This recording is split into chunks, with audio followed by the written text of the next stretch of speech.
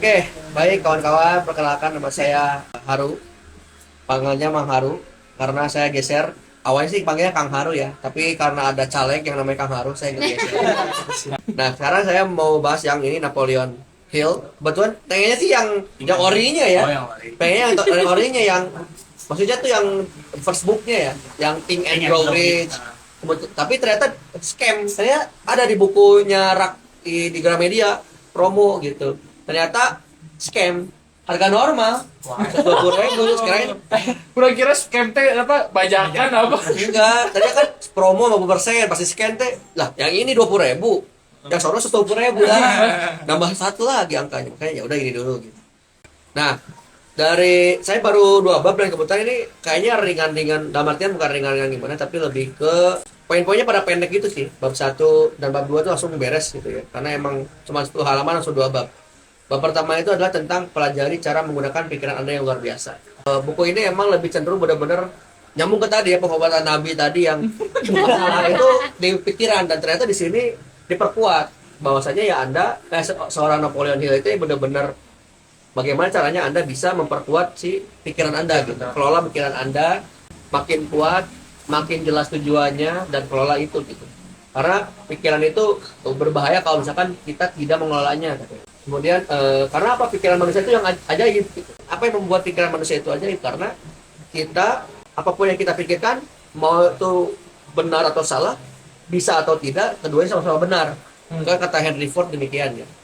Nah, jadi ketika memang pikiran kita, wah saya nggak bisa nih melakukan ini, ya Nah, benar, Kamu nggak bisa. benar kamu nggak bisa, ya emang kamu, ya itu benar. Kalau misalnya kamu bisa, ya kamu bisa, karena sesuai dengan pikiran Anda, kayak gitu. Dan apalagi yang berpikir, ya oh saya mah kroco, saya mah newbie, saya ini, ya benar jadinya ke sana.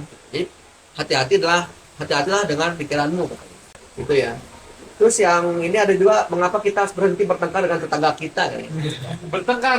Bertengkar dengan tetangga kita gitu. Nah itu lebih kepada ya, kenapa sih kita harus bertengkar sama tetangga kita, sama yang di internet gitu ya, gelut terus-terusan, fan war lah bahasanya mah mungkin ya, antara si EXO dan BTS-nya Waduh, waduh. atau misalkan ya itu antara 1 2 3 kenapa harus gelut. Iya. Nah, itu kan sama tetangga kita di jauh gitu kan, dan tetangga kita yang yang dekat, ya energi kita terlalu habis sama hal-hal yang demikian gitu. Pikiran kita tertutup dengan kemarahan, keangkuhan, perselisihan dan sebagainya, sehingga pikiran kita habis oleh itu.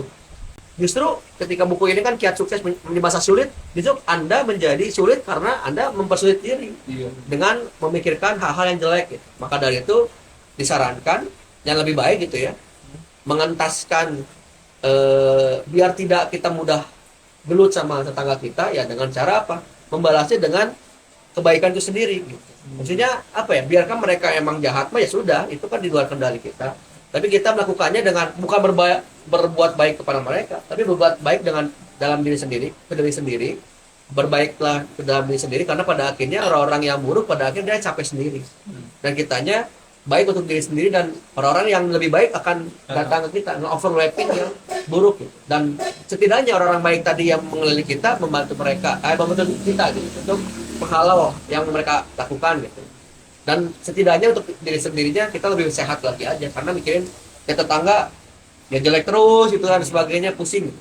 Nah nyambungnya ke mungkin ke keingat ini sih, keingatnya si stoiknya Henry Manampiring ya, dimana saya pernah keingetan tuh lebih ke ada dua gitu menghadapi orang-orang yang menyebalkan, instruct and endure gitu. Instruct itu adalah mencoba untuk berusaha melerainya, kemudian menegurnya dan sebagainya lah gitu. Kalau itu emang jelek dan sebagainya gitu ya, instruct, usaha dulu aja. Tapi yang kedua, kalau emang pada akhirnya nggak bisa, ya sudah, endure, hidup bersamanya, gitu kan, nyambung ke Amor Fati, cintai takdirmu memiliki tetangga yang brengsek gitu kan, dan sebagainya, ya sudah. Tapi Anda jangan brengsek ke dia juga. Iya. Nah, kalau emang pada akhirnya nggak kuat lagi, ya sudah, berarti kita bercoba untuk menghindari tetangga itu, ya sudah, ya gimana lagi, ya utamakan protect your peace lah gitu, katanya gitu. Nyambungnya ke sini. Yang kedua adalah menciptakan getaran kesuksesan yang luar biasa. Nah, poin pertama di poin sub A-nya adalah dapatkah sejumlah uang membeli kesenangan seperti itu? Jawaban sini tuh tidak sama sekali. Uang sama sekali tidak membuat Anda bahagia. Justru ketika Anda melakukan sesuatu lah yang membuat Anda berbahagia.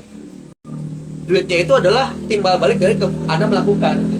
Ketika Anda bekerja atau melakukannya terus-menerus gara-gara duit, justru ketika mau seberapa banyak duitnya sih ketika Anda berbahagia gitu. Mau sampai kapan? Sedangkan banyak bukti di banyak orang ketika duitnya mau sedikit mau banyak, pada akhirnya nggak puas-puas tuh, nggak bahagia-bahagia tuh. Makanya pada akhirnya karena kalau emang tidak ada duit gitu ya, tanpa adanya duit dan tanpa ada life text tadi, tidak tahu tujuan kita kenal diri, ya duit nggak akan pernah beres gitu. Itu ketika tujuannya tahu, dan ketika tujuannya adalah tadi contoh kayak trigger tadi ya, saya memang mungkin kebahagiaan saya adalah bukan untuk beli rumah tapi adalah apartemen. Nah tapi ketika duitnya ada dan mengejar itu bagus karena ada tujuannya ke apartemen tadi.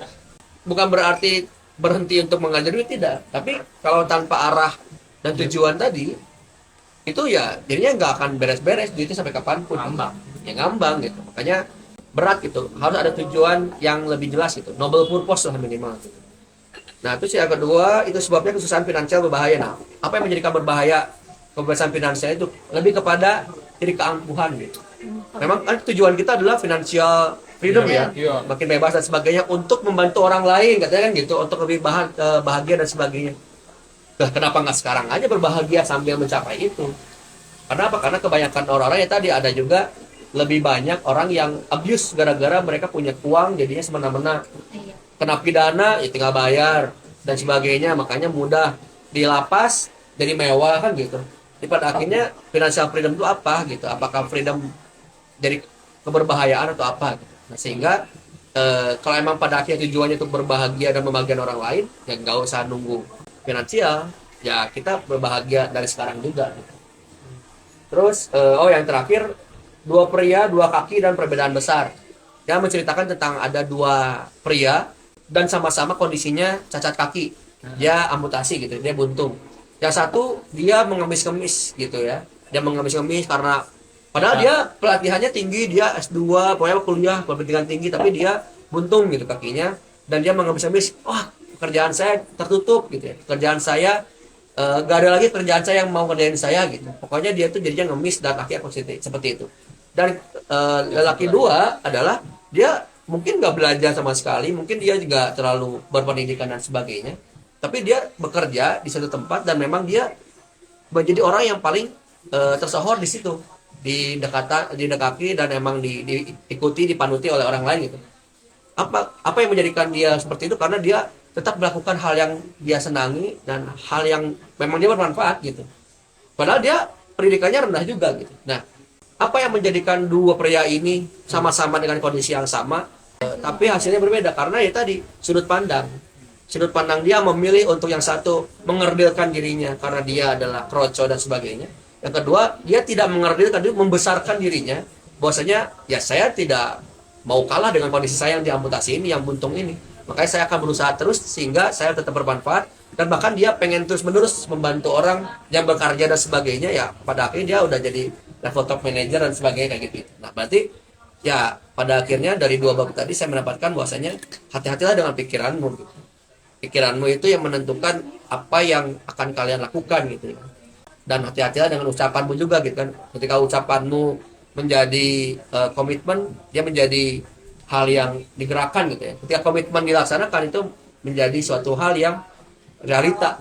Nah berarti kan realita tadi si pria tadi kan pikirannya jelek, jadi realita dia menjadi jelek karena pikiran dia merealisasikan pikirannya gitu. Sedangkan tadi pikirannya baik, hebat, jadi memperkuat dirinya sendiri.